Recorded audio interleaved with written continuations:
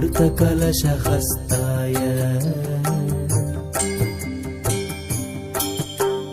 सर्वामय विनाशनाय त्रैलोक्यनाथाय श्रीमहाविष्णवे नमः।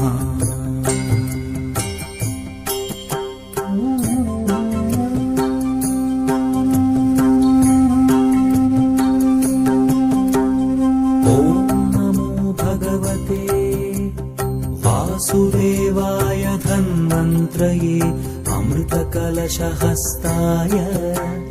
सर्वामय विनाशनाय त्रैलोक्यनाथाय